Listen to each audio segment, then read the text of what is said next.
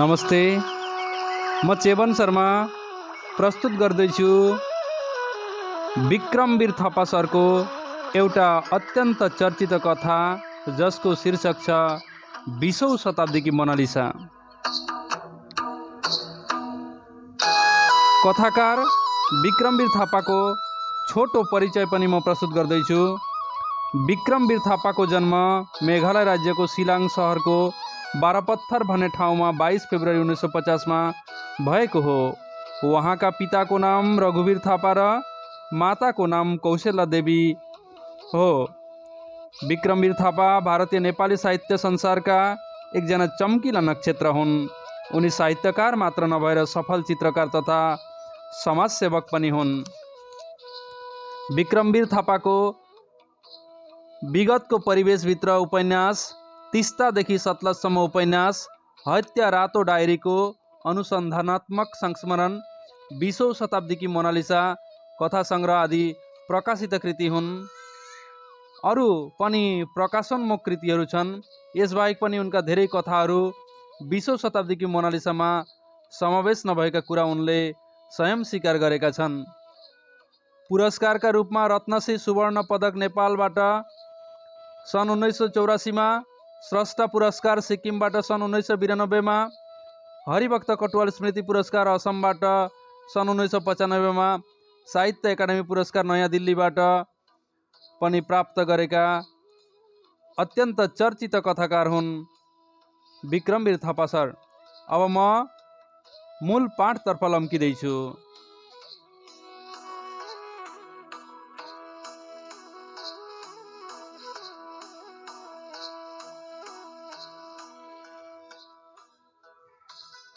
कथाको शीर्षक छ 20औं शताब्दीकी मोनालिसा।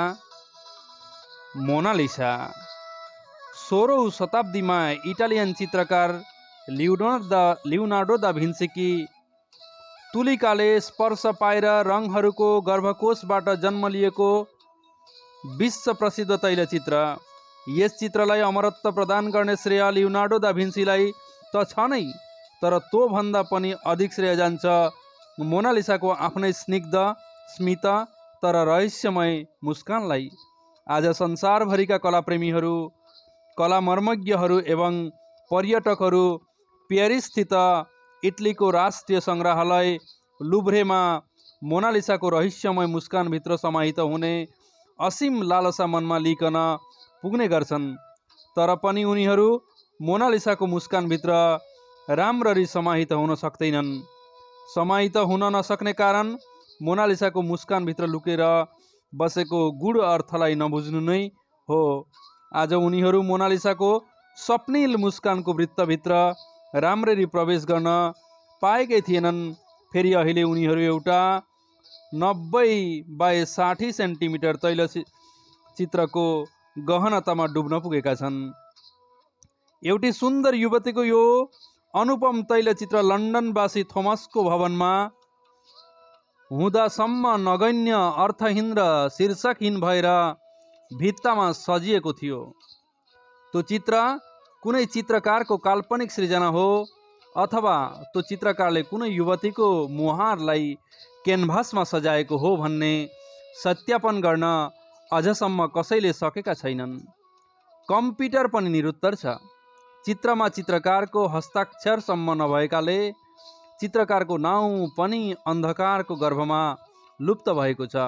यही चित्र थोमसको भवनमा केही दिन अघि अन्य वास्तुकलासँग लिलामी हुँदा क्यानाडाका एकजना उद्योगपति माइकेल जोनले 200 करोड अमेरिकी डलरमा किनिदिएपछि यो चित्र 20औं शताब्दीकी सर्वाधिक मूल्यको चित्र हुन गयो र अहिले समीक्षकहरूको भनाइ के छ भने कालान्तरमा यो चित्र मोनालिसा जत्तिकै अमूल्य हुनेछ।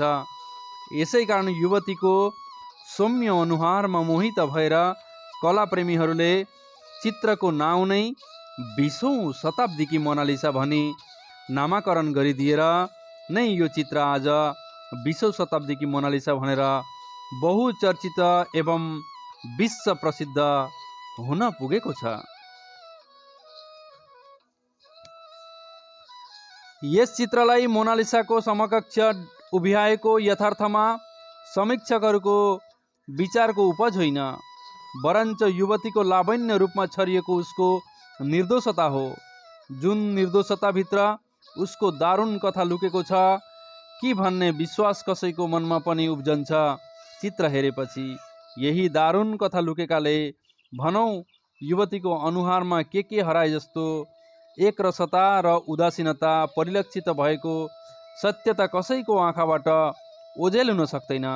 तर आँखामा भने के पाए झै प्राप्तिको बिम्ब प्रतिबिम्ब भएको सत्यता पनि उनीहरूका आँखाबाट लुक्न सक्दैन। युवतीले के पाउँदैछ र हराउँदैछ भन्ने भावको संमिश्रणले गर्दा नै आज विश्वका कलाविदहरू उसको प्राप्ति अप्राप्तिको मर्म कथालाई अनावरण गर्ने प्रयासरत छन्। चित्रकारको रङ संयोजनले आफ्नै क्षितिज लिएको छ। जस्तै क्षितिजको रेखालाई हेर्दै धरती र गगन आपसमा मिले जस्तो भ्रम हुन्छ, त्यस्तै चित्रलाई हेर्दा पनि यस्तो भ्रम हुन्छ कि क्यानभासमा कुनै रङ पोतिएको छैन, वरञ्च कुनै सजीव षोडशी क्यानभासलाई पृष्ठभूमि बनाएर बसेकी छे। यस चित्र विषयक अनेकानेक लेखहरू र समाचारहरू विश्वका प्रतिष्ठित पत्र पत्रिकाहरू एवं समाचार पत्रहरूमा प्रमुख सहित अग्रिम पृष्ठमै प्रकाशित भए हुँदैछन् र हुनेछन्। यस चित्रको परिप्रेक्ष्यमा कतिपय कलाविदहरूले के लेखेका छन् भने यो चित्रलाई मोनालिसासँग तुलना गर्न समीचीन ठहर्दैन, किनभने यस चित्रमा आफ्नै किसिमको मनोहारी र अवर्णनीय विशेषता छन्। यसै कारण यसको विश्लेषण आफ्नै ढङ्गमा गर्नुपर्दछ र नाम पनि युवतीको सुन्दरता अनुरूप बेग्लै राखिदिनु पर्दछ। लिलामी भएकै दिन दूरदर्शनमा विश्वका दर्शकहरूले यो चित्र हेर्न पाए। त्यो दिन थोमसको भवनमा पत्रकारहरूको घुइँचो थियो। पत्रकारहरूले के जान्न खोजे भने थोमसले यो चित्र कहाँदेखि सङ्ग्रह गरेका हुन् भनेर। अनि त्यसरी त्यो दिन यो चित्र प्राप्तिको कथा प्रकाशमा आएको थियो। उनका स्वर्गीय पिता रिचर्डले देश विदेशको भ्रमण गर्न र अनेकानेक देशहरूका वास्तुकला र ललित कलाहरू सङ्ग्रह गर्ने अत्याधिक रुचि थियो। यही क्रममा 30 वर्ष अघि नेपालको भ्रमणमा जाँदा उनले पोखराको चिप्लेढुङ्गा नामक गाउँमा डुल्दाखेरि त्यहीँकै एउटा चियाको पसलमा यो चित्र भेटेका थिए। उपेक्षित अवस्थामा उनलाई चित्र अति नै मन पर्यो। तसर्थ उनले यो चित्र चियाको पसलेसँग नेपाली रुपियाँ 1000 माग्दा पसले छक्क पर्दै केही प्रतिवाद नगरी खुसी भएर उनलाई यो चित्र बिक्री गरेको थियो। उल्लेखनीय कुरा के थियो भने उनले जुन जुन ठाउँदेखि कलाहरू सङ्ग्रह गरेका थिए ती ठाउँहरूको ठेगाना पनि आफूले छोडी गएको डायरीमा लिपिबद्ध गरेका थिए। यही डायरीको आधारमा नै विश्व प्रसिद्ध कलाविद अनिल मार्टिन पेरिसदेखि शोध कार्यका निम्ति पोखरा पुगे, किनभने उनले विश्वको प्रसिद्ध चित्रकला सम्बन्धी वाङ्मय famous painting of the world निकाल्ने योजना बनाएका थिए र उनको शोधको विषय पनि यही नै थियो, 20औं शताब्दीकी मोनालिसा एवं त्यसको सर्जकलाई खोज्दै दुवैको संक्षिप्त जीवनी वाङ्मयमा समावेश गर्ने। तर उनको शोधको विषय पूर्ण हुन सकेन, किनभने पोखराको उल्लेखित ठाउँमा आमूल परिवर्तन भइसकेकाले त्यो ठाउँमा 30 वर्ष अघिको त्यो चियाको पसल नभएर अहिले पूर्णिमा नामको छविगृह स्थापित भएको रहेछ। उनले अरूबाट चियाको पसल, अज्ञात चित्रकार अनि अज्ञात युवतीको सम्बन्धमा धेरै जानकारी लिने कोसिस गरे, तर त्यो ऐतिहासिक पृष्ठभूमि साँच्चीकै भूमिगत भइसकेको थियो। भनौँ उनले कसैबाट पनि यस सम्बन्धमा आंशिक कुरासम्म पनि थाहा पाउन सकेनन्। यसै कारण त्यो ऐतिहासिक पृष्ठभूमि कुन भूमिमा भूमिगत भयो भन्ने कुनै निश्चित प्रमाण नभएको हुँदा 20औं शताब्दीकी मोनालिसाको अनुहारमा पोखिएको प्राप्ति अप्राप्तिको दारुण कथा विश्वको एउटै मानिसधरीले अझसम्म पढ्न पाएको छैन, सुन्न पाएको छैन। आज यही चित्र इङ्ल्यान्डको राजधानी लन्डनस्थित ब्रिटिस सङ्ग्रहालयमा सुशोभित हुन पुगेको छ। ब्रिटिस सरकारले लिलामी भएकै भोलिपल्ट राष्ट्रको अमूल्य निधि ठानेर माइकल जोन्ससँग 400 करोड अमेरिकी डलरमा किनिकन यो चित्रलाई ब्रिटिस सङ्ग्रहालयमा सजाउने काम गर्यो। आज विश्वभरिका कलाप्रेमीहरू 20औं शताब्दीको मोनालिसा केही लागि भए पनि ब्रिटिस सङ्ग्रहालय पुग्ने गरिरहेका हुन्छन्, उक्त मोनालिसाको अधुरो कथा मन मस्तिष्कमा सजाएर। जब ती कलाप्रेमीहरू 20औं शताब्दीकी मोनालिसाको अधुरो कथाभित्र राम्ररी डुब्न नसकी आफै पनि दुखी भएर अधुरा अधुरा भई खिन्न चित्त लिएर फर्किरहेका हुन्छन्, तब समय आफैसँग रोइरहेको हुन्छ, अधुरो कथाको पृष्ठभूमिलाई प्रकाशमा ल्याउन नपाउँदा। यसै कारण समयले छटपटिएर हिजो र आजलाई परस्परमा जोड्ने कोसिस गरिरहेको हुन्छ। यही जोड्ने प्रक्रियामा समय आजको युगसँग बोलिरहेको हुन्छ। हे मित्रयुग, तिम्रो बाहुपासामा आबद्ध भएकी मोनालिसाको वर्तमान ब्रिटिस सङ्ग्रहालय हो, यो सबैलाई थाहा छ। तर उसको अतीतको बारेमा भने बितेका ती निश्चित दिनहरू र म बाहेक अरू कसैलाई थाहा छैन। जे भए पनि उसको अतीत त कुनै न कुनै ठाउँमा त हुनै पर्छ भन्ने बित्तिकै एक्कासी समयले छाती चिरेर अहिलेको युगलाई देखाइदिँदा समयको छातीभित्र अतीत दृश्याङ्कित भइरहेको हुन्छ।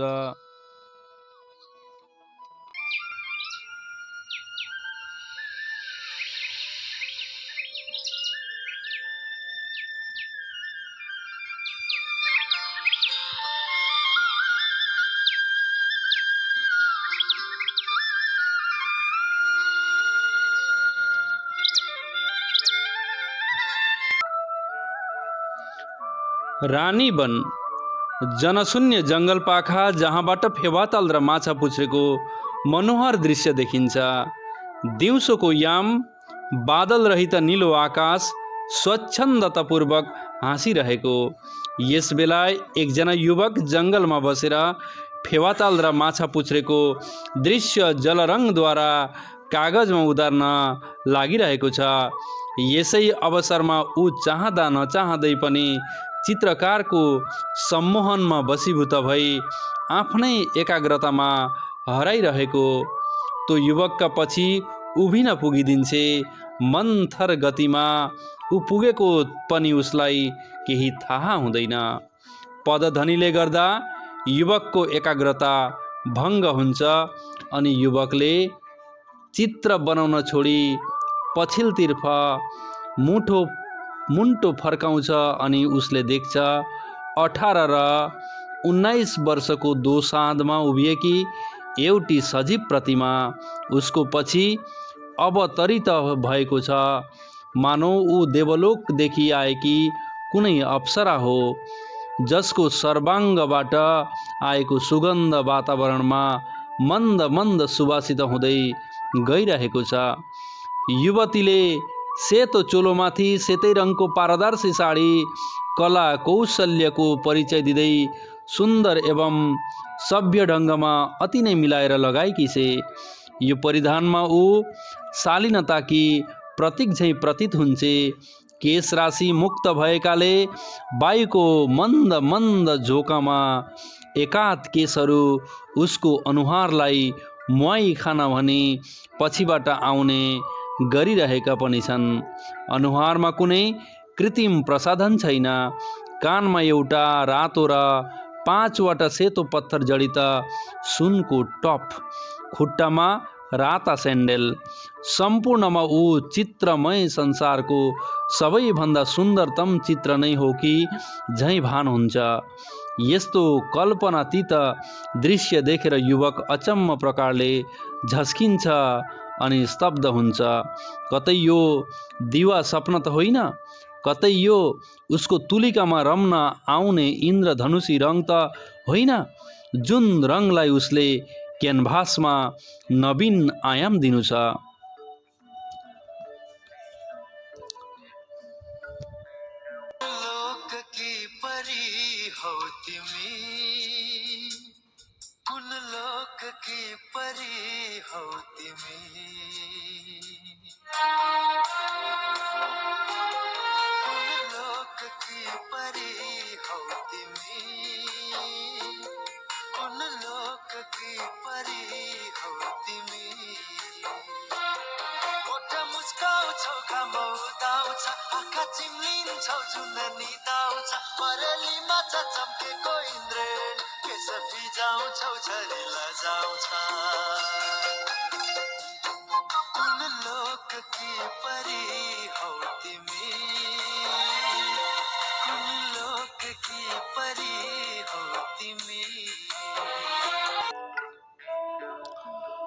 दुवैको मौन हेराइ हुन्छ, बोल्न सकेका छैनन् दुवै।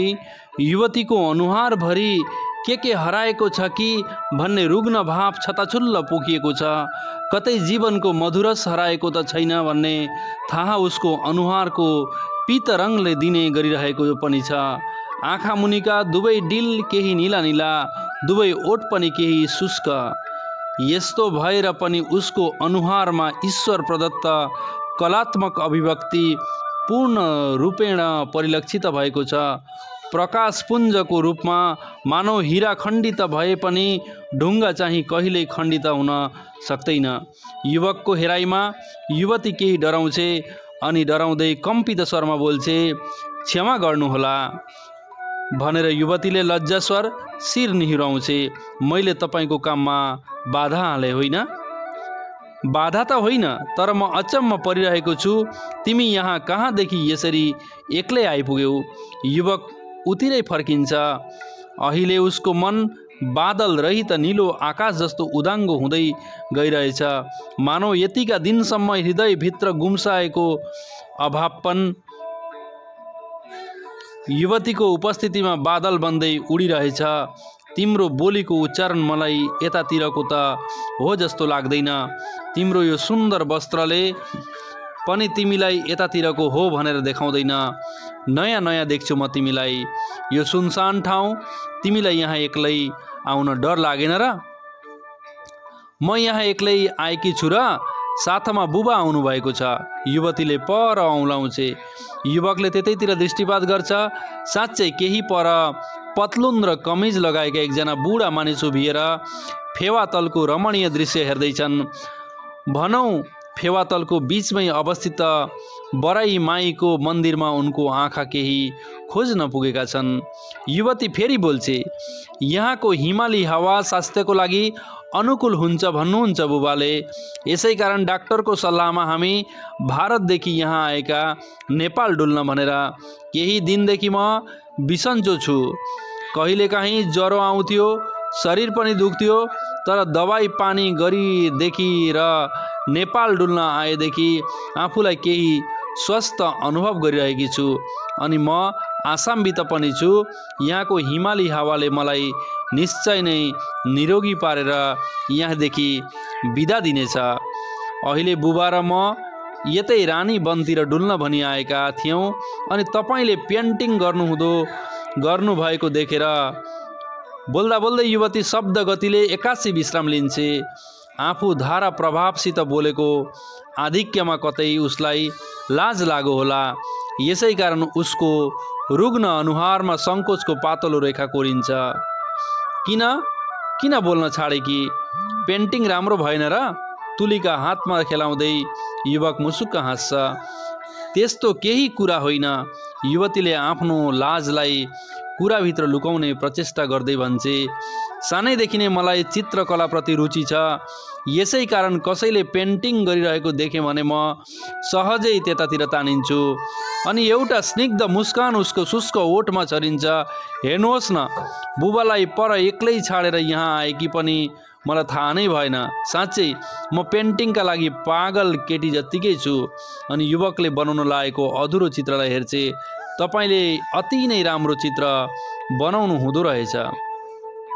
उसको लागि मुरी मुरी धन्यवाद छ तिमीलाई, किनभने मैले बनाएका चित्रको प्रशंसा पहिलोचोटि तिम्रा मुखबाट नै सुन्दैछु। युवकले केही भेटे झैँ गरेर भन्छ, तिमीले गरेको प्रशंसा नै यो चित्रको वास्तविक मूल्य हो। युवतीको शिर स्वतः नत हुन्छ। उता बुढो मान्छेको ध्यान एक्कासी छोरीतिर फर्किन्छ, तर साथमा छोरी छैन। अतालिएर यताउति हेर्छन् अनि पर देख्छन् छोरी उभिएर एकजना अपरिचित युवकसित कुरा गर्दैछ। त्यो देख्दा उनलाई कस्तो कस्तो अप्ठ्यारोपनको अनुभूतिले समाउँछ अनि परैबाट छोरीसँग कराउन मन लाग्छ। कराउन खोजिरहेकै हुन्छन्, तर एक्कासी उनको कर्ण कुहरमा डाक्टरले भनेको शब्दहरू गुन्जन आइपुग्छन्। अब म साँचो कुरा लुकाएर तपाईँलाई अँध्यारोमा राखी झुटो आश्वासन दिन चाहन्न। वास्तविक तपाईँकी छोरीलाई ल्युकोमिया मतलब रक्त क्यान्सर भएको छ।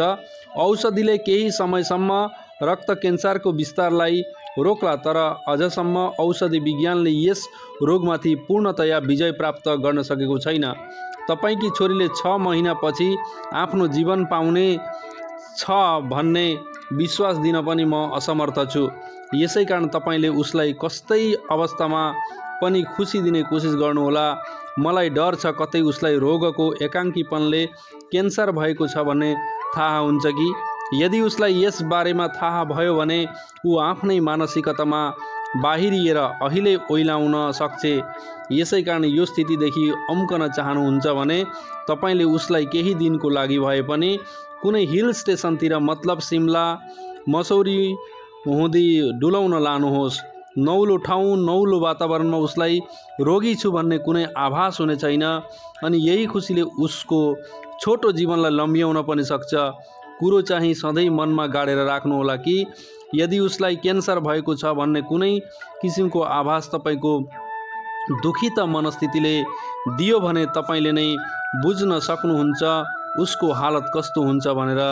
यसै कारण आफ्नो मानसिक पीडालाई तपाईँले छोरीमाथि पोखाउनु पर्ने मायाभित्र लुकाउन सक्नुहुन्छ। स्मृतिदंशले गर्दा बुढोको दुवै आँखा सजल हुन्छन्। यही सजल हुने क्रियाभित्र उसको विवशता लुकेको हुन्छ।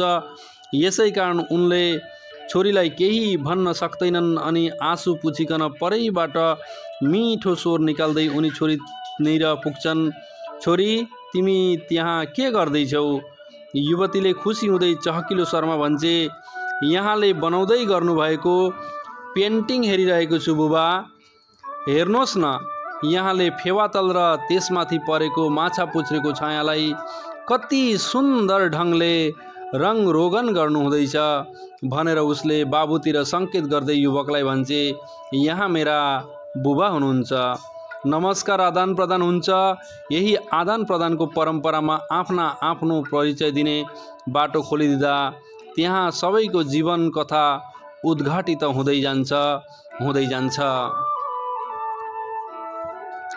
युवकको नाम भुवन श्रेष्ठ।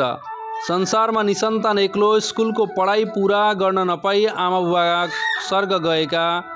15 वर्षको हुँदा अमेरिकाको क्यालिफोर्निया विश्वविद्यालयका डाक्टर हेनरी नेपालका गरिब अशिक्षित जनतालाई अङ्ग्रेजीमा शिक्षा प्रदान गर्न भनी स्वेच्छाले पोखरामा आएपछि उनैको डेरामा उसले भान्सेको काम गरेका। भान्से काम गर्दा गर्दै अङ्ग्रेजी राम्ररी बोल्न जानेका र चित्रकलामा पनि राम्रो हात बसेका। भनौँ डाक्टर हेनरीले नै उसलाई चित्र बनाउन सिकाएका। डाक्टर हेनरी विद्वान मात्र थिएनन्, एकजना दक्ष चित्रकार पनि थिए। उनी 5 वर्षसम्म पनि पोखरामा बस्न पाएनन्, किनभने उनका बाबुको मृत्युले गर्दा उनी अमेरिका फर्कनु पर्यो र अमेरिकामा नै देहान्त भयो। उनको देहावसान भए पनि अन्त्यमा उसको जीवन यापन गर्ने साधन बन्यो यही चित्रकला। आज उसले जलरङद्वारा प्राकृतिक दृश्यहरूलाई कागजमा उतार्दछ र महेन्द्र पुलको बजारको पेटीमा बसेर ती चित्रहरूलाई बिक्री गर्ने गर्छ। यहाँकाले त होइन, तर यहाँ डुल्न भनी आएका पश्चिमेली समुदायका केही पर्यटकहरूले भने नेपालको चिनो भनेर उसले बनाएका चित्रहरू किनिदिन्छन् र छाक टार्ने काम गरिदिन्छन्। नत्र कुनै बेला चित्रहरू किनिदिने ग्राहक नपाएर ऊ भोकै पनि सुतेको छ। ओत लाग्ने एउटा सानो कोठा भने चिप्ले ढुङ्गामा लिएको छ किरायामा। बुढो मान्छेको नाम माधव खेडकर, घर बम्बईको दादर अन्तर्गत पर्ने ठाउँ केडल रोडमा। यहाँ यस संसारमा उनका अरू कोही छैनन् आफ्नो भन्ने एउटी छोरी छाडेर। विवाह भएको 20 वर्ष पश्चात अर्थात् 50 वर्षको हुँदा यही छोरीको जन्म। एउटा साधारण कर्मचारीदेखि म्यानेजरको पदसम्म पुगेर 10 वर्ष पूर्व दार्जिलिङको मङपुङमा पर्ने सिन्कोना स्टेटदेखि अवकाश प्राप्त। अहिले छोरीको स्वास्थ्य लाभको झुटो बहानामा नेपालको भ्रमण। काठमाडौँमा 2 दिन बसेपछि पोखरामा अस्ति पदार्पण र अहिले डाँफे मुनाल नामको होटेलमा बास। पर्सि बम्बई फर्किने कार्यक्रम। युवतीको नाम सुगन्धा, मङपुङमा जन्म, म्याट्रिकसम्मको शिक्षा कालिम्पोङको कुमुदिनी होम्समा। मराठी भए पनि नेपालीमा राम्ररी बोल्न र लेख्न जानेकी चित्रकला विषय लिएर यही वर्ष बम्बईको जे आर्ट कलेजमा भर्ना हुने उत्कट आकाङ्क्षा त्यत्तिकै अधुरो। बिमारीदेखि उम्केपछि अर्को वर्ष त्यही कलेजमा भर्ना हुने कृत सङ्कल्प र विश्व प्रसिद्ध चित्रकार अमृत शेरगिल झैँ चित्रकलामा जीवन पर्यन्त समर्पित हुने इच्छा। आधुनिक वातावरणमा हुर्केकी र शिक्षा दीक्षा पाएकीले सङ्कीर्ण विचारको बाहिर। यसरी आफ्ना आफ्ना जीवन कथा उद्घटित भएपछि तिनैजनाको मनोभूमिमा आत्मीयताको अङ्कुरित हुन्छ। यही आत्मीयताको अङ्कुरलाई वटवृक्षको रूप दिने उद्देश्यमा सुगन्धा भुवनसँग बोल्छे। मलाई मिक्सिङ र सेडिङ गर्न राम्ररी आउँदैन। यदि तपाईँलाई कुनै असुविधा हुँदैन भने तपाईँसँग कलर मिक्सिङ र सेडिङको बारेमा केही सिक्नुपर्छ भन्ने विचार यसबेला मेरो मनमा उब्जेको छ। यदि पेन्टिङका बारेमा मलाई केही सिकाइदिने व्यक्तिगत असुविधा तपाईँको छ भने म तपाईँलाई अप्ठ्यारो स्थितिमा पनि ल्याउन चाहन्न। भुवनले कान कोट्याउँदै अप्ठ्यारोपनको भाव भङ्गिमा दर्शाएर हाँस्दै भन्छ, असुविधा त केही हुने छैन यदि बुबाले अनुमति दिनुहुन्छ भने। सुगन्धाले बाबुलाई हेर्छे। बुबा, म यहाँसँग पेन्टिङ गर्न सिकौँ है? मलाई जे आर्ट कलेजमा भर्ती हुन एकदमै सजिलो हुन्छ। प्रवेश परीक्षामा म त्यसै पास गरिहाल्छु नि। बुढोले आफ्नै विवशताभित्र पिल्छिएर भन्छन्, पेन्टिङको बारेमा सिक्ने इच्छा भए म झट्टै बम्बई फर्किन्न। यही पेन्टिङका लागि भए पनि केही दिन पोखरामा बस्नेछु। साँच्चै? सुगन्धा अत्याधिक खुसी हुन्छे। तपाईँ महान हुनुहुन्छ बुबा। बुढोलाई यस्तै लाग्छ, कतै यहीले नै छोरीलाई जीवनदान दिने पो हो कि। यसबेला बुढोले यस्तै भ्रामक आशा मनभित्र पालिरहेको हुन्छन्।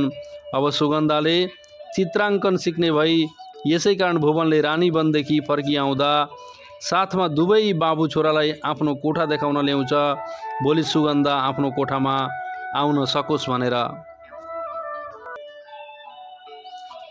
भुवनको यो कोठा पिकासोका एब्स्ट्र्याक्ट आर्ट झैँ देखिन्छ, अलपत्रिएको। एक्लो मान्छे, उसले कोठालाई कहिल्यै पनि रेम्ब्रान्डको फाइन आर्ट झैँ बनाउन जानेन। कोठामा एउटै ढोका र पुवाल पारेर बनाएको एउटै झ्याल, ढुङ्गा र माटाले बनेको भित्ता। कति वर्षदेखि कमेरो माटोले लिपिएको यो भित्ता फेरि नलिपिएर भित्ताको सेतोपन उड्न खोजेको र कतै कतै भित्ताको माटो उप्किएको। पातला ढुङ्गाहरूले छाइएको छाना। भान्सा कोठा पनि त्यही कोठा नै भएकाले धुवाँको प्रभावमा छाना धुवाँसिएर कालो कालो हुन खोजेको। एउटा कुनामा बाँस र चिमले बनेको खाटमा ओछ्याइएको डसना साह्रै मैलो। भोलिपल्ट यही कोठामा सखारै माधवले छोरीलाई छोड्न आउँछन् अनि भुवनको विश्वासमा छोरीलाई छोडेर उनी होटल फर्कन्छन्। भरे साँझ सुगन्धालाई होटलमा पुर्याउने काम चाहिँ उसको। अहिले यो कोठामा भुवन र सुगन्धा मात्रै। भुवन बोल्छ, सानैदेखि चित्रकलामा तिम्रो रुचि, आर्ट कलेजमा भर्ना हुने तिम्रो विचार, यत्रो ठुलो विचार राखेकी छौ तिमीले। यसकारण मेरो यो तुच्छ सिकाइ तिम्रो मार्गदर्शक बन्न सक्ला र? वास्तवमा म कुनै डिग्री प्राप्त चित्रकार पनि त होइन। अहिले त मलाई आफैमाथि भरोसा हुन छाडेको छ। तिमीलाई मार्गदर्शन गर्न सक्छु कि सक्दिन भनेर। सुगन्ध भावुक हुँदै बोल्छे, किन मार्गदर्शन गर्न सक्नु हुँदैन र? अवश्य गर्न सक्नुहुन्छ। नेपालका हरिया वनपाखाहरूमा, लहलहाउँदा खेतहरूमा, गीत गाउने छहरा खोलाहरूमा र पहाड पर्वतहरूमा आफ्नै नैसर्गिक सौन्दर्य छ। यही दुर्लभ सौन्दर्यले नै यो पवित्र भूमिमा प्रकृति प्रदत्त चित्रकार जन्माउँछ। तपाईभित्र पनि मैले एकजना चित्रकारलाई भेटेकी छु र नै त त्यो भेटाइले मलाई तपाईको सामिप्यमा र यो कोठामा ल्याउन प्रेरित गरो। केही दिनको लागि भए पनि म तपाईकी शिष्य हुनु पर्यो।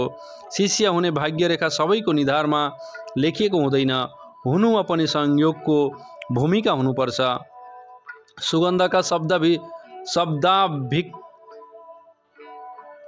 शब्दाभिव्यक्तिहरूले उसको मन मस्तिष्कलाई झङ्कृत पार्छ। ऊ केही क्षण विस्मृतिका सागरमा डुब्छ। निकै बेरपछि रहस्यमय गुफाबाट तुवालोलाई भेट्दै आएको प्रतिनिधि झैँ शब्दोच्चारण उसको मुखबाट प्रफुल्लित हुँदै जान्छ। सिक्न आयो, सिकाउनै पर्छ मैले, तर चित्रकलाको विवशतालाई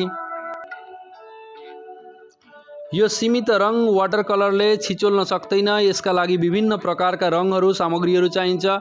ती मध्ये ऑयल कलर, क्यानभास, लिन्सीड ऑयल र अन्य चीजहरू पेन्टिङको अनेक विधाहरूबीच एउटा विधामा पढ्न आउँछन्। ऊ अहिले आफ्नो गरिबीको सत्य रूप देखाएर सुगन्धसँग खुलस्त हुन चाहन्छ। म पेट पालाको लागि नै यस्तो दामको वाटर कलरले कागज चित्रहरू बनाउँछु। ती चित्रहरू सस्तो दाममा नै बिक्री हुन्छन्। यसै कारण म एउटा गरिब चित्रकारले चर्को दामको ऑयल कलर र क्यानभास किन्ने सामर्थ्य अझसम्म मनमा राख्न सकेको छुइनँ। यी सीमित रङमा तिमीलाई प्रारम्भिक शिक्षा कुन आधारमा दिउँ? अहिले त मलाई नै आफूमाथि कुरी लाग्न थालेको छ। सुगन्धले प्रेमसिक्त स्वरमा भन्छे, म तपाईँकी शिष्या। गुरुको सेवा गर्न शिष्यको परम कर्तव्य हुन आउँछ। यसै कारण चित्रकलामा चाहिने समस्त सामग्री म किनिदिन्छु। त्यति भएपछि मलाई चित्र बनाउन सिकाइदिनुहुन्छ नि? भुवन निशब्द हुन्छ। उत्तर के दिउँ? अर्को दिन फेरि त्यही कोठा। अहिले सुगन्ध रानीवनमा भुवनसँग भएको प्रथम मिलनलाई पुनरावृत्ति गर्ने जजल्को लिएर उभिएकी छे। तिनै पारदर्शी सेत परिधानमा। यी परिधानमा उसलाई देख्दा यस्तो प्रतीत हुन्छ मानौ यो खण्डहर सर कोठामा कुनै मूर्तिकारले आफ्नो नवीन कल्पनाद्वारा छिनो र मार्तोलको सहायता लिकन अहिले भर्खरै कुँदेर एउटा सङ्गमर्मको श्वेत मूर्ति उभ्याइदिएको छ। केश राशि स्वतन्त्रता छ यो कोठा झैँ, जहाँ आडम्बरयुक्त छैन। भुवनले तन्काउन खोजेको क्यानभासको फ्रेममा सानो मार्तोलले काटी ठोक्दै भन्छ, सुगन्ध, पेन्टिङको लागि ठुलो विषयवस्तुको सम्पूर्ण सूक्ष्मता क्यानभासमा ल्याउन सक्ने योग्यता यदि चित्रकारमा छ भने त्यो पेन्टिङमा जीवन आउँछ। किनभने ठुलो विषयवस्तुको सूक्ष्मताभित्र रङ संयोजनको विविधताले आफ्नै विशेषता बोकेको हुन्छ। सानो विषयवस्तुलाई माध्यम बनाएर तिमीलाई कलर मिक्सिङ र सेडिङ गर्न सिकाएँ भने रङ संयोजनको न्यूनताले गर्दा म तिमीलाई चित्रबारे विविध कोण सम्बन्धी शिक्षा दिन सक्दिनँ। मानिलो एउटा पाकेको सुन्तलाको रेखा चित्रमा रङ भर्नु पर्यो भने 3वटा रङ पहेँलो, रातो र सेतो भए पुगिहाल्छ। पहेँलो र सेतो रङ आपसमा मिलाउँदा सुन्तले रङ हुन आउँछ।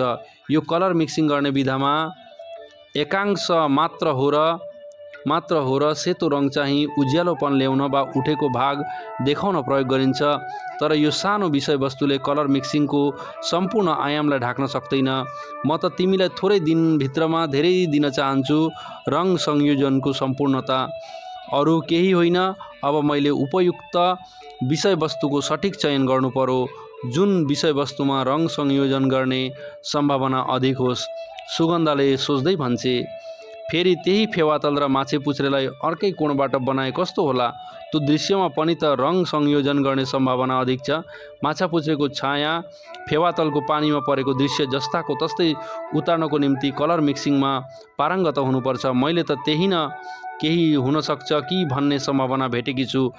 जाउँ, त्यही रानीवनदेखि नै हामीले आफ्नो कला यात्रा शुभारम्भ गरौँ। भुवन गम्भीर स्वरमा बोल्छ, अहिले म त्यहाँ जाने पक्षमा छैन, किनभने त्यो दृश्य, त्यो ताल र पर्वत निर्जीव वस्तुहरू भएकाले ती वस्तुहरूको सुन्दरता क्यानभासमा प्रदर्शित भए पनि ती वस्तुहरूको भाव पक्ष भने क्यानभासमा प्रदर्शित हुन सक्दैन। ती वस्तुहरूको हृदय नभएकाले ती वस्तुहरूको संवेदना हुँदैन र नै ती निर्जीव वस्तुहरू हाम्रा आँखामा पुतलीभित्र रहे तापनि मनको गहिराइमा भने डुब्न सक्दैनन्। संवेदनाले नै त कसैको मनको तारलाई झङ्कृत पार्दछ। म त यो क्यानभासमा यस्तो चित्र उतार्न चाहन्छु जुन चित्रमा भावको गहनता होस्। यस्तो भावलाई जीवन्तता प्रदान गर्न रङ संयोजनको सूक्ष्मताभित्र चित्रकारको कल्पनाले प्रमुख भूमिका खेलेको हुन्छ। कतिपय कुरामा विषय वस्तुको भावले नै चित्रकलालाई नवीन कल्पना दिन्छ। यो कुरो तिमीलाई देखेपछि बल्ल आज मैले बुझ्दैछु भनेर भुवनले सुगन्धालाई एक तमासले हेर्छ। यो क्यानभासमा सजिन सक्ने तिमी जस्ती उपयुक्त विषयवस्तु एउटा चित्रकारको लागि अरू के हुन सक्छ र? तिम्रो ती ठुला ठुला आँखा, परेली, यो नाक, यो ओठ तिम्रो अनुहार रङ रोगनको लागि बेग्ला बेग्लै आयाम हुन्, बिम्ब हुन् र केही भन्न खोजेको प्रतीक पनि हुन्। जुन प्रतीकले दर्शकहरूका आँखाबाट सजिलै छिरेर उनीहरूको मस्तिष्क अनि भावनालाई मथ्न सक्छन्। भुवनले आफ्नै भावनामा भन्दै रहन्छ, सुगन्धा, तिम्रो निर्दोष अनुहार सबैको ढुकढुकीमा बसेको हुनुपर्छ, यो क्यानभासमा होइन। यो क्यानभास, यी रङहरू त तिम्रो रूपलाई अरूको हृदयरूपी क्यानभासमा बसाइदिने माध्यम मात्र हुन्। साँच्चै म तिम्रो चित्र बनाउन चाहन्छु।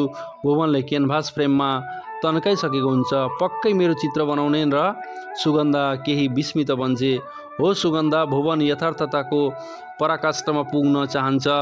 थाहा छ तिमीलाई, मनुष्यले जन्म लिनुको अर्थ जिउनु होइन, मर्नु हो। मर्नु नै एउटा परम सत्य हो। यो पनि सत्य हो, मनुष्यको यौवन क्षणिक पलको लागि मात्र हो, किनभने यौवनलाई पनि वृद्धताका रूपमा परिवर्तन हुनुपर्छ। यसै कारण एक दिन तिम्रो यो पूर्व क्षितिजीय यौवन पनि पश्चिम क्षितिजमा पुग्दा त्यही क्षितिजको रङमा परिवर्तन हुनुपर्छ, वृद्धताको रूपमा। त्यसपछि कसलाई थाहा हुनेछ सुगन्धा कमलको फूल जस्ती थिई भनेर।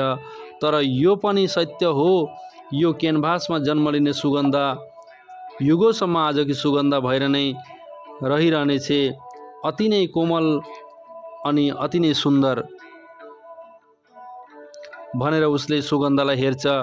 यही कारणले गर्दा पनि तिम्रो चित्र बनाउन खोजेको छु। तिम्रो चित्र बनाउने कुरोमा तिमीलाई कुनै आपत्ति त छैन नि? सुगन्धाले निशब्द भएर सकारात्मक रूपमा मुन्टो हल्लाउँछे। भुवनले क्यानभास भित्तामा ठडाउँदै भन्छ, मेरो ओछ्यानमा गएर बस। तिम्रो सम्पूर्ण आकृतिलाई क्यानभासमा पेन्सिलले रेखाङ्कन गर्नु पर्यो। त्यसपछि रेखाचित्रमा रङ भर्दा तिमीलाई कलर मिक्सिङ र सेडिङ गर्नुपर्छ भन्ने बारेमा बताउनेछु। सुगन्धाले भुवनको आदेशको पालन गर्छ तर उसलाई कस्तो मुद्रामा बस्ने हो भन्ने थाहा छैन। यसै कारण चित्राङ्कनका लागि कुन मुद्रामा बस्नुपर्छ भन्ने बारेमा भुवनले उसलाई बताउँछ। अहिले सुगन्धा त्यही मुद्रामा छे। दुवै घुँडा केही खुम्चाएकी, दुवै हात बाँधेर घुँडामाथि राखेकी, मुन्टो केही बङ्गाएकी, हेराइमा केही छट्केपन, केश राशि बायाँ गलाको केही भागलाई ढाक्यो भन्दै वक्षस्थलमा आइपुगेको, तैपनि केश राशिले वक्षस्थलको सम्पूर्णतालाई ढाक्न नसकेको। यसै कारण पातको छेकाइ लिएर फुलको कोपिलाहरू लुकामारी खेले झैँ उसका सुकुमारी दुवै प्रसून पनि केशभित्र लुकामारी खेलेका, एउटा मादक दृश्य। अनुहारमा भने क्यानभासले दिएको उदासीनता, जहाँ अब यौवन प्राप्तिको कुनै सम्भावना छैन। शिथिल आँखामा भने कसैलाई पाए भने प्राप्तिको दीप प्रज्वलित। यिनै प्राप्ति अप्राप्तिका मिश्रित भावहरू शुष्क ओठमा क्षीण मुस्कान लिएर छायाङ्कित हुन खोजेको, मानव उसको अनुहार अनुपम सङ्गम हो प्राप्ति अप्राप्तिको।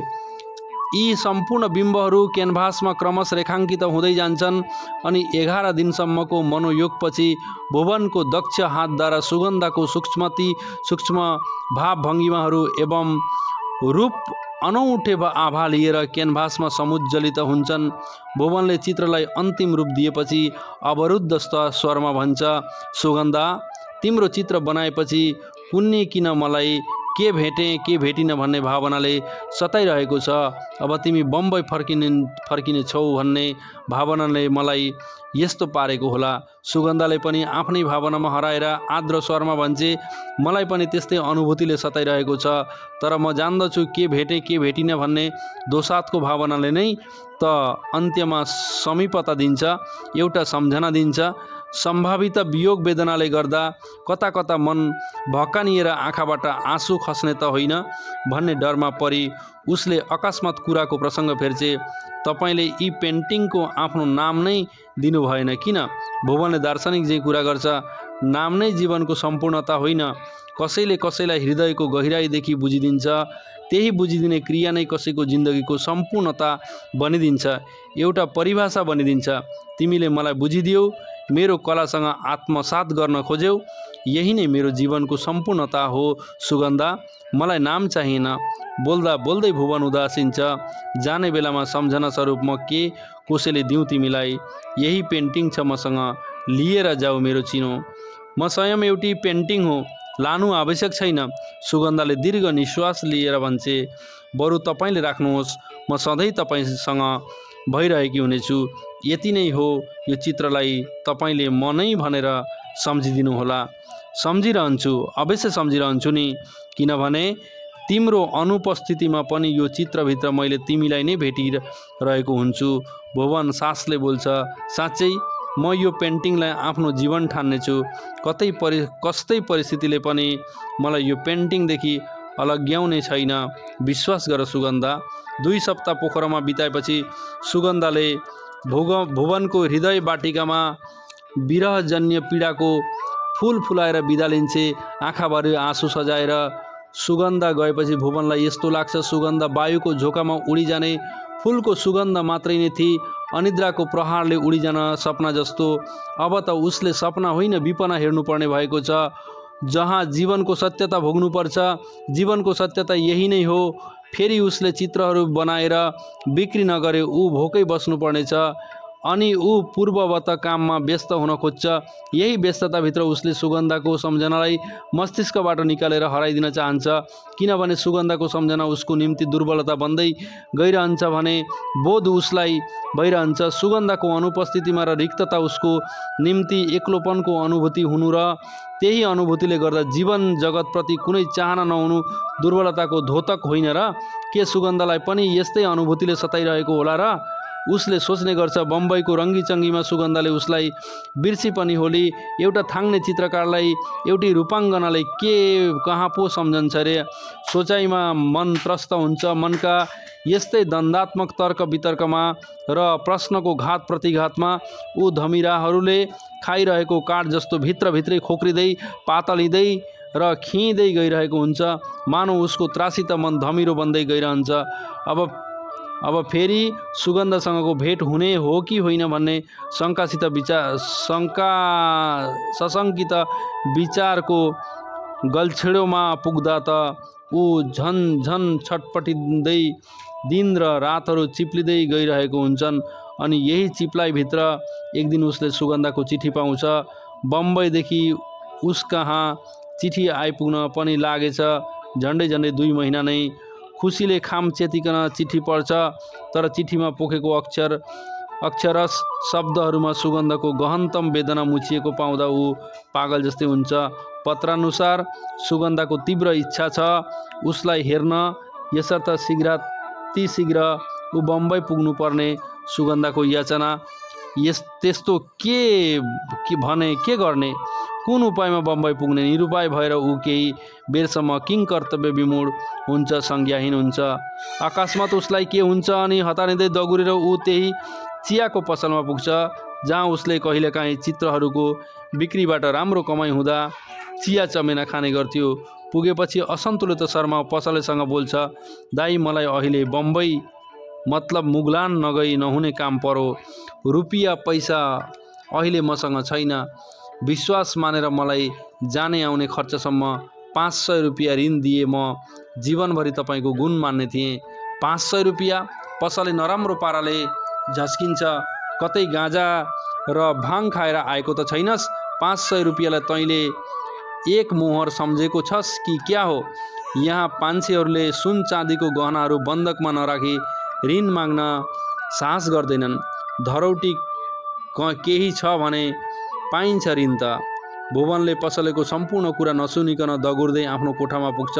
लगत्तै फर्केर आउँदा उसको हातमा सुगन्धाको तैलचित्र हुन्छ अनि तैलचित्रलाई देखाउँदै पसलेलाई भन्छ, धरौटीका रूपमा मसँग यही चित्र छ दाई।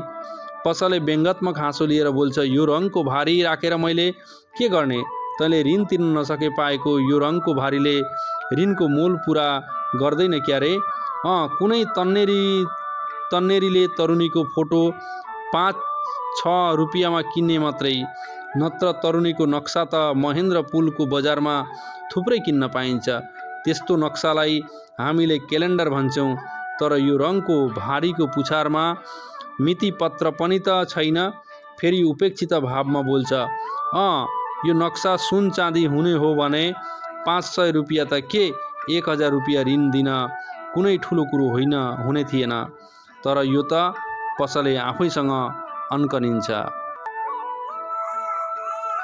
पसलेको निर्मम व्यवहारमा भुवनको मन पङ्खहीन पक्षी जस्तै भित्रभित्र फडफडाउँछ। मानौ ऊ अब सुगन्धाको नगरीसम्म पुग्न सक्ने छैन। ऊ केही क्षण बोल्न सक्दैन, किनभने अज्ञात पीडाको तीक्ष्ण शूलको घोचाइले उसको कण्ठ अवरुद्ध भएको छ।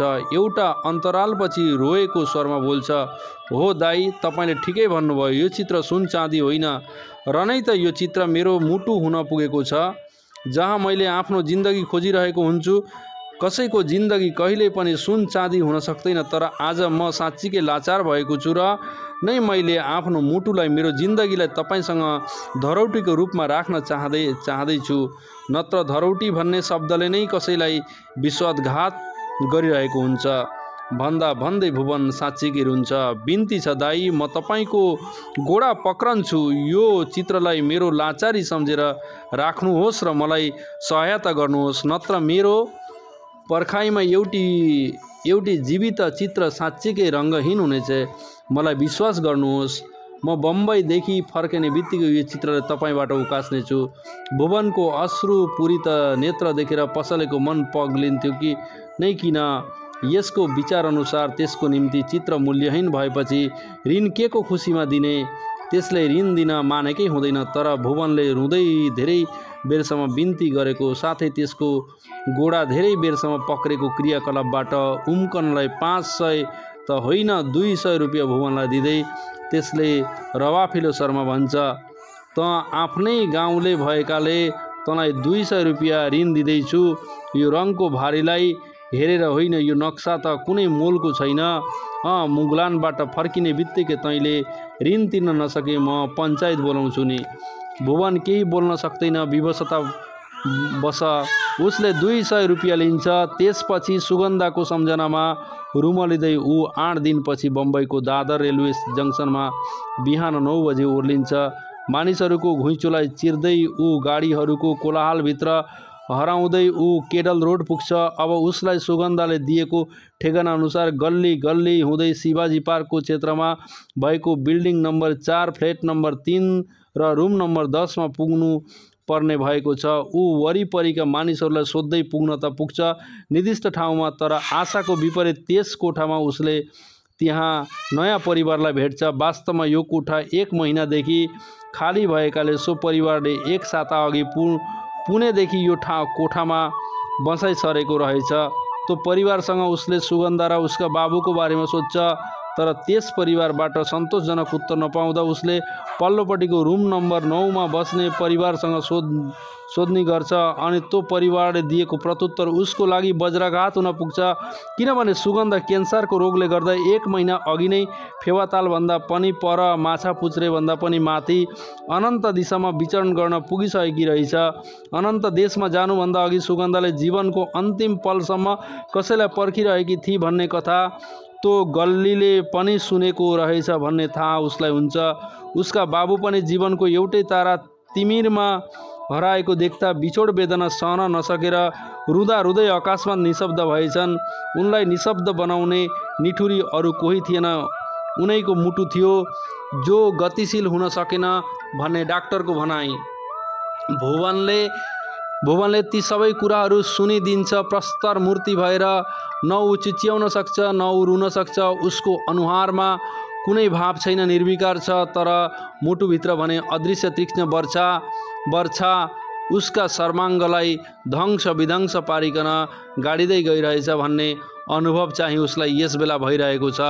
अब उसको जिन्दगी भत्किसकेको केशविहीन तुलिका भयो, जहाँ अब बहुमूल्य रङहरू पनि समाहित हुन सक्दैनन् भन्ने विरहले ऊ त्यसपछि त्यहाँ एक निमेष पनि उभिन सक्दैन। अनि त्यहाँबाट ऊ त्यही केशविहीन तुलिका झैँ भएर रङको अभावमा भित्रभित्रै रितिँदै फर्किन्छ। ऊ दादर जङ्सनमा आइपुग्दा रातिको 10 बजिसकेको हुन्छ। ऊ अहिले आफ्नो चेतमा छैन। एउटा रेल त्यति नै बेला आइपुग्छ। मतिभ्रममा पर ऊ त्यही रेलमा चढ्छ। टिकट बिना नै उसको मस्तिष्कमा यही नै छ, यो रेलले उसलाई सोझै पोखरा पुर्याइदिनेछ। केही समयपछि रेल बिस्तारो दगुर्दै जान्छ अनि गति पक्रन्छ। महाराष्ट्रमा पर्ने सीतापुर रेलवे यार्ड अहिले दिउँसोको 2 बज्न लाग्दैछ।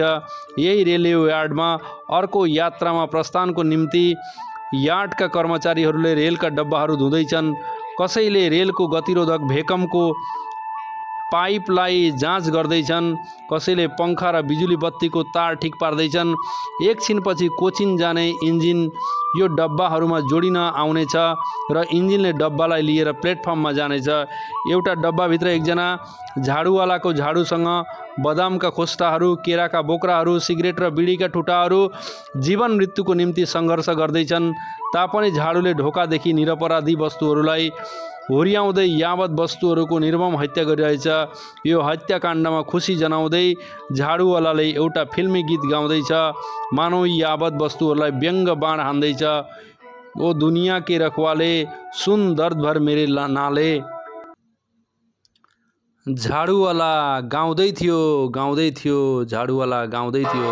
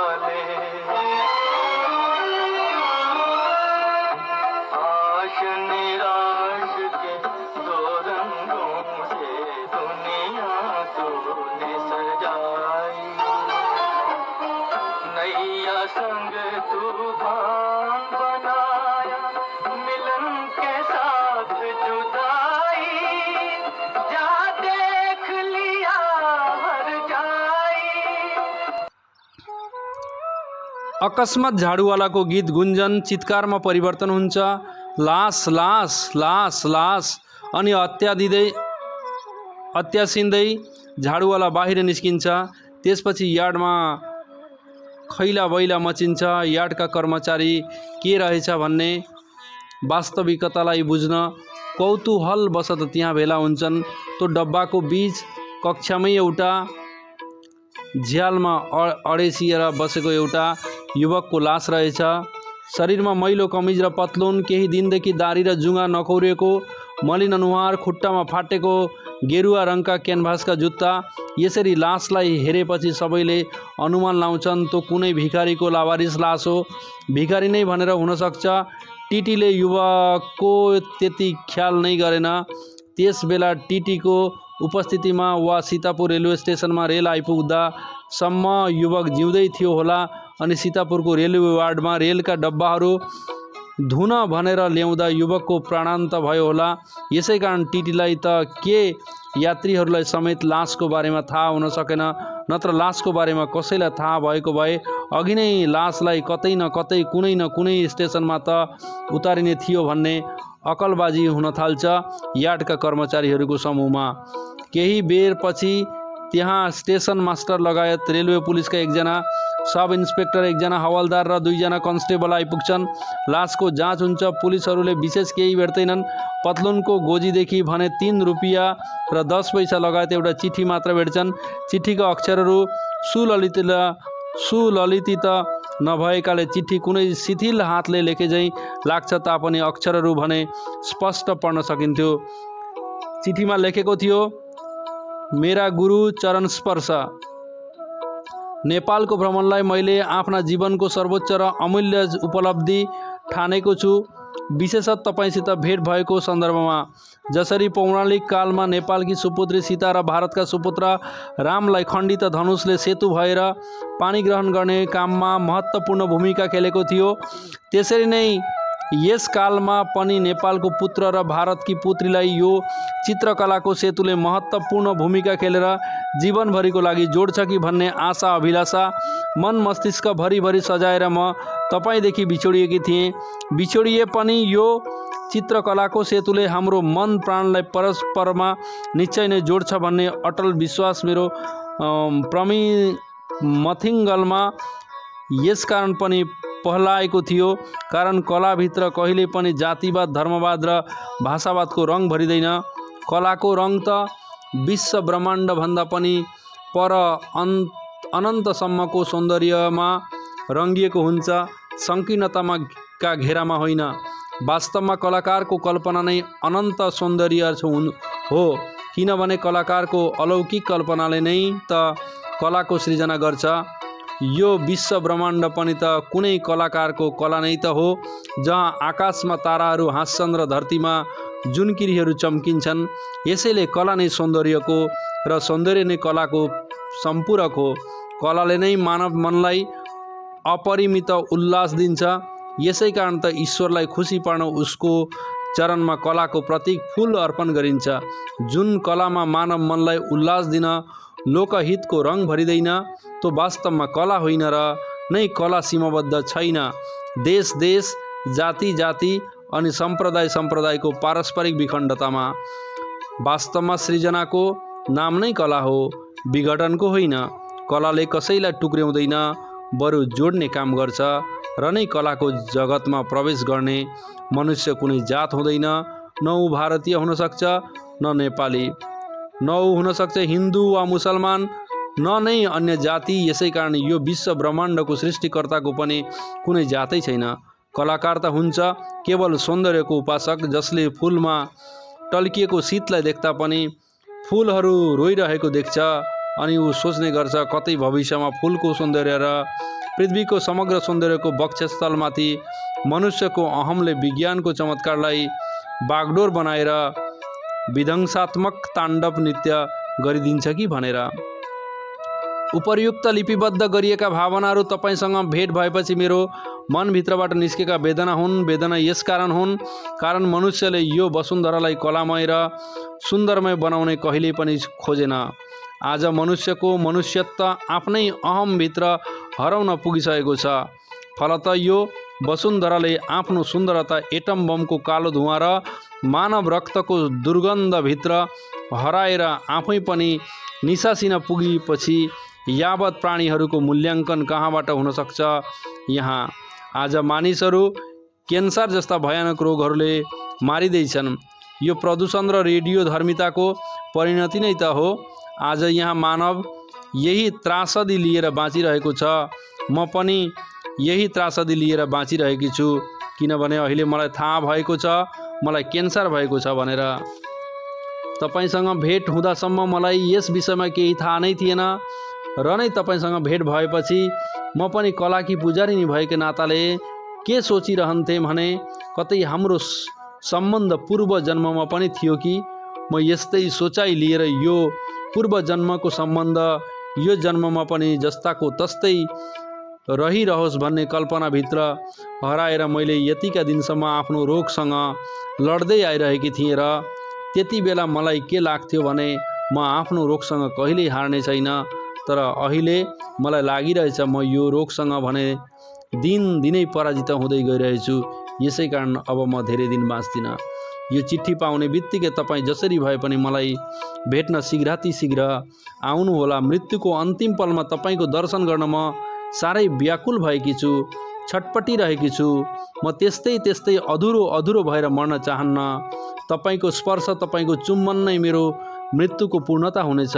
तपाईँ आउनुहुन्छ भन्ने गहिरो विश्वासभित्र हराएर हिजो आज प्रतिपल मैले तपाईँको अनवरत प्रतीक्षामा तपाईँकै पदध्वनिको आभास खोजिरहेकी हुन्छु, आफ्नै ओछ्यानको वरिपरि, किनभने म तपाईँलाई असीमित प्रेम गर्छु। तपाईँकी चरणधुली सुगन्धा।